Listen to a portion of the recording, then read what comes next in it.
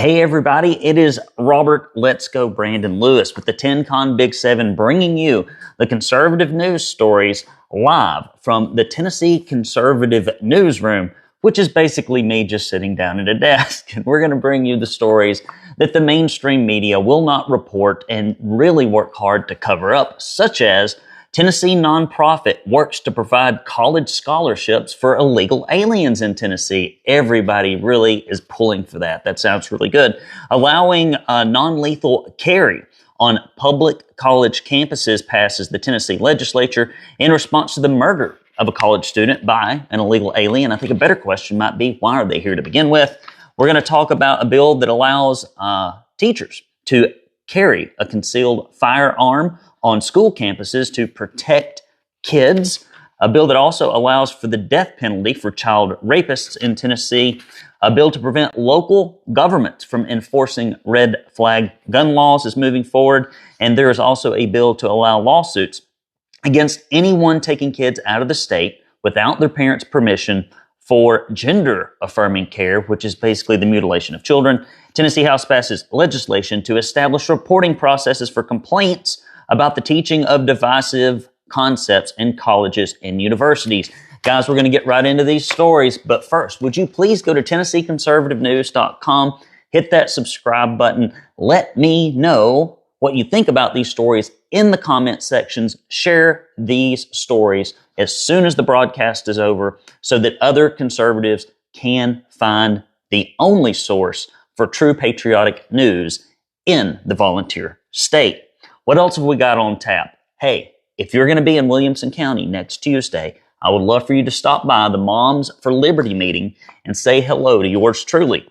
I promise, if you set your expectations exceedingly low, you will really enjoy my talk. We're going to talk about what's happened in the legislature and over the last few months, where I think it's going to wrap up, and we'll also talk about what conservatives like you can do in the upcoming primary elections to make sure that we actually have conservatives up in the Tennessee House and not just Republicans. I think I just read a story, this is not in the Big 7, about Iowa's governor giving law enforcement the authority to arrest and deport illegal aliens. I surely wish that Bill Lee had half the courage or the manliness of this woman, but I don't think we're ever going to see it unless we elect a real conservative governor, a real conservative Speaker of the House, a real conservative Lieutenant Governor. Randy McNally, Cameron Sexton have shown through this legislative session in the last 3 years that they have no interest in stopping illegal immigration in the state of Tennessee, and you should send them an email or a note and ask them why. Go to Gab, Getter, Truth, MeWe, and Rumble. And if you want to support what we do, go to TennesseeConservativeNews.com/support. We are the only news source from a conservative perspective because we are funded by grassroots folks just like you, not the left-leaning corporations that fund Republican leadership, all the Democrats, and the media in Tennessee. So if you want a different take, we's about the only place you're going to get it. All right, let's get right into it. Tennessee nonprofit works to provide college scholarships for illegal aliens. National nonprofit Equal Chance for Education hosted an event last week presenting their plans for helping illegal aliens to attend college by providing $2 million in scholarships annually. There's nothing like rewarding lawbreakers that come into your country. I bet they'll make really good students. They probably wouldn't break any of the laws at the universities or the campuses, would they? Would they? They might. Tennessee is currently not among the 18 states that have legislative action that allows illegal immigrants to receive in-state tuition and financial aid.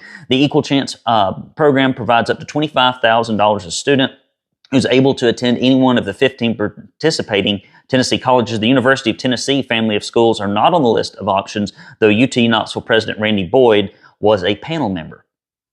I'm going to read this again. Although UT Knoxville President Randy Boyd was a panel member. Interesting. You wonder why we have so much left-wing indoctrination? Well, if you see Randy Boyd associated with stuff like this, and he is over the flagship school in Tennessee, that should tell you everything you need to know about the left-leaning corruption and the intertwining with governments and corporations that are just completely incestuously embedded in our universities and public schools. Meanwhile, sources show that native Tennessee residents continue to struggle with affording college, even with the Tennessee's Promise program that covers tuition at community colleges and the Hope Scholarship this session. Good old Senator Todd Gardenhire sponsored the bill that would give illegal aliens free college tuition in exchange for teaching in a Tennessee public school for at least 5 years. Well, we're already funding all of the education to the tune of almost $600 million a year here in Tennessee for illegal aliens. Well, why not? What's a few more dollars, Todd says. And Todd Gardenhire's up for re-election this year. He also has a primary opponent, at least one. I know Ed LeCompte. He can't be any less conservative than Todd Gardenhire. So my strong recommendation would be in the Republican primary not to vote for Todd Gardenhire. Next story. Here we go. Bill allowing non-lethal weapon carry on public college campuses passes the Tennessee legislature in response to the murder of a college student by an illegal alien. The Tennessee General Assembly has passed a bill to remove the criminal offense for carrying a non-lethal defense weapon like pepper spray on public campuses. The legislation has been titled the Lakin-Riley Act of 2024 to honor the nursing student at the Augusta University College of Nursing in Athens, Georgia, who was found dead in February and with visible injuries after going on a run at the university's intramural fields. House Bill 1909, sponsored by Representative Gino Bulso, who's been doing great work. And you know that you're doing great work when all the left-leaning media outlets attack you. So, Gino, keep up the good work. If you're not being attacked, you're not being effective. And Senate Bill 1868, sponsored by Joey Hensley, specifies that it is not a criminal offense for an adult person who carries or possesses pepper spray, a taser, or other similar devices for self-defense while on university property. Should have never been like that to begin with. It also prohibits these institutions from banning any person who is lawfully on campus from carrying these non-lethal forms of self-defense. During the entire legislative session, only Democrats are recorded as voting no on the bill. I'm telling you, by the time they call the cops, it's too late. It's too late. If you can't defend yourself in the moment, you are toast. Cops don't prevent murders most of the time. They come to write up the reports. They come to chase down the murderer, but they're usually not there about the time the bullets or the knives or whatever else starts flying.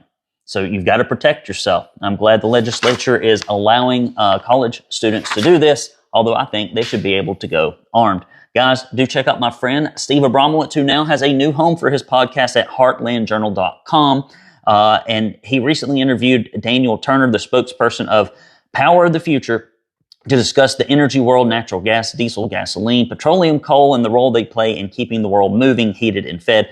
Steve also interviewed the Iron Lady of the Tennessee Senate, that is Janice Bowling, who opened up about her career in Tennessee politics and her hard work to bring sanity to the Tennessee Capitol. I've often said that if Bill Lee, Cameron Sexton, and Randy McNally were half the man and had half the courage and had half the convictions of Janice Bowling, we would be in a lot better position. And Steve wanted to tell you about his 200 podcast coming up. This is 200th anniversary. He will do something very special upcoming for listeners, so be sure to follow Steve. He's actually talking to the movers and shakers that I can't get around to talking to, so you can get it through Steve. Go to heartlandjournal.com and look for my friend Steve's podcast. Next story. Bill allowing teachers to carry concealed firearms on school campuses passes the Tennessee Senate. I think this is a great idea. This is a fantastic idea because when shooters come onto campus, you need to be able to neutralize them right then. You can't wait for the 5, 10, 15, 25 minutes that it takes for law enforcement to respond. We saw that in Florida. You're on your own in these situations. If the cavalry comes, great, but you can't count on it. Tennessee Senate passed a bill on Tuesday that would allow public school teachers to carry concealed weapons on school grounds. SB 1325, sponsored by Senator Paul Bailey, would require that any teacher carrying a concealed weapon complete 40 hours of training and be in a possession of an enhanced gun carry permit. Nothing has been done with the companion bill, House 1202, yet this session, and it is currently held on the desk in the House. It was heard by committees last year before all gun-related legislation was moved to the next session. And the only gun-related stuff they really had a lot of enthusiasm was Jason Zachary's red flag gun law bill, which basically says that if a psychiatrist or a psychologist deems your Second Amendment rights to be null and void, because we know they always get it right, then you get them taken away without any due process. That's Jason Zachary. He's probably running for re-election now, too. I don't know if he has an opponent, but I'll let you know. Bill that allows the death penalty for child rape cases passes the Tennessee Senate. Senators voted 24-5 to pass Senate Bill 1834 on April 9th, with only one Republican saying, nah, we don't need to do that much to them, and that was Todd Gardenhire. Can't even get a man to vote for punishing child rapists the way they should be punished, in my humble opinion. You steal a child's innocence, their livelihood, you damage them irreparably for the rest of their lives when something this heinous happens, and it impacts an entire world of people, their immediate family, the kids they have, the spouses they have in the future. And but Todd, soft on crime, Todd Gardenhire. The bill gives the death penalty as another option for punishment of the rape of a child, despite discussion regarding the constitutionality of the legislation. Senator Ken Yeager, who presented the bill, believes this bill would meet constitutional muster and that Tennessee would be the 8th state to pass something like that and challenge the Supreme Court in overturning the landmark case. However, the companion bill, 18663, is still behind the governor's budget, so we'll see what happens if they can come together. Guys, listen. Go to TennesseeConservativeNews.com/support. Hit that support button. I don't have my props again. This year. I'm being lazy this time. What am I planning them on? What decade is this? But nonetheless, if you go to TennesseeConservativeNews.com and you hit that support button, it makes a big difference. The only reason that I can tell the truth in this news publication is because you support it. If I had Pfizer, Coca-Cola, Ford Motor Company, the Tennessee Titans, AT&T, all those corporate behemoths that hate conservatism, hate conservatives and their views and their candidates, they'd tell me to shut up. They'd pull the funding. They'd take away my job. And that's why you see all the left-leaning talking heads in Tennessee towing that corporate line, that left-leaning line, because that's where their bread is buttered. And so the only way we can have more conservative media outlets and reach more conservatives is if people like you do what I did. I put about $200,000 into starting this thing, and I've never got a penny out of it. So if I can give all that money and all this time and not get paid, you can pony up $50 a month, $10 a month, whatever. And when you do $50 or more, or you make a recurring donation of $10 or more, we will send you a proud Tennessee Conservative tumbler while supplies last. I think we're down to about 40 of those. I'm going to switch up the premium here shortly. And we'll also give you 2 bumper stickers. One of them says, what does it say? One of them says, "Don't California my Tennessee," and the other one says, "Proud Tennessee Conservative." We'll also send you a directory of your legislators up in Nashville on both the Senate and the House side. We hope that directory changes significantly after the Republican primaries. Next story, bill to prevent local governments. I forgot to tell you, TennesseeConservativeNews.com/support and you can mail stuff to us at P.O. Box 625, Signal Mountain, Tennessee 37377. That is Signal Mountain, Tennessee, P.O. Box 625 37377. And let me just go through the mailbag. I meant to do that earlier. This is a live broadcast. I'm not a professional. You get what you pay for. Got this great note in the mail. It said, Brandon, you're a voice in the wilderness. Keep on doing what you're doing as long as you can. No gifts, please. Spend every penny on getting the news out. Listen to this. I hope you're okay with this. I had an 18 by 24 yard sign made promoting Tennessee Conservative News. Hopefully it will help attract more Tennesseans to the website. You're doing a great service. Ray. Ray, thank you. Thank you. Or maybe Roy. I think it's Roy. Sorry. The handwriting's about like mine. So thank you so much for that. I got this other card in the mail from one of our subscribers. I don't know if I can read it all, but it says, "Thank you for helping to preserve our religious and medical freedom in Tennessee and uphold our God-given rights. I'm a co-leader of Tennessee Stands in Johnson City with Danielle. I've been a COVID doctor for just 4 years. My American Board of Internal Medicine also provided testimony in the House and Senate this year on vaccine and food labels on drugs, also geoengineering. Thank you for all you do, Denise." God bless your work. Thank you, Denise. I appreciate you very much. We got a couple more here. Got this wonderful letter, and these are just 2 nice things. I mean, this dude made a sign. Just made a sign to try to get people to find what we do. You know, you can donate, you can make a sign, you can post online, you can share our content. Well, here's another one. This is the first one I've had. "Dear Mr. Lewis, Mike of Deming Antiques and Art recently oh gosh, I can't read this, presented a program to the Walden Ridge Guild for his honorarium. He requested that we make a gift to the Tennessee Conservative News. I'm enclosing this card. Should you want to be in touch with him, keep up the good work, Mary. Thank you, Mike. I appreciate it. Mike was recently at our newly formed Signal Mountain Conservative Club, where we hope to get involved and make a difference in the upcoming elections. I'd also like to say a special thanks to Carson and Mary for your fantastic gift that you sent in. It amazes me. You know, this has been such a hard road. And when you go to the mailbox and you get to go to the bank with 17 checks, I know that's not a lot. It's something that the left-leaning media outlets would laugh at as they get $50, $60, $100,000 checks from their advertisers. But for us, it makes a big difference. So do go to TennesseeConservativeNews.com/support or mail your checks. Bill to prevent local governments from enforcing red flag gun laws passes the Tennessee Senate. Senate Bill 2763 and House Bill 2035 are being sponsored by Senator Janice Bowling and Representative Jody Barrett, both very conservative. The bill's summary states that it would preempt the, quote, entire field of legislation regarding extreme risk protection orders to the exclusion of all county, city, town, municipalities, metropolitan governments, a law, ordinance, resolutions, enactments, or regulation. The legislation also makes null and void in Tennessee any federal statute, rule, executive order, or federal judicial order requiring the enforcement of an ERPO, a Class A misdemeanor of attempting to enforce a federally implemented extreme risk protection order also created by the bill. According to Senator Janice Bowling, the bill is a preventative measure in response to potential federal overreach on the issue of gun control. Bowling said, quote, the intentions of the Biden administration are clear. They intend to impose their will on the states through executive fiat. That's the truth. Kind of like what Bill Lee did during COVID. My words, not hers. To circumvent state legislators and implement gun control at the local level. SB 2763 passed the Senate in April of 11th in 2024 by a 22-6 vote with Republican Senator Art Swan and Paige Wally. Art Swan's not running to my knowledge. Paige Wally is. Paige Wally joined the Democrats voting against the bill, meaning at some point in the future, he hopes your gun rights will be taken away by some kind of governing body, if necessary, Paige Wally says. And so he voted with the Democrats. People like him who vote with the Democrats consistently, I've seen Paige's name come up.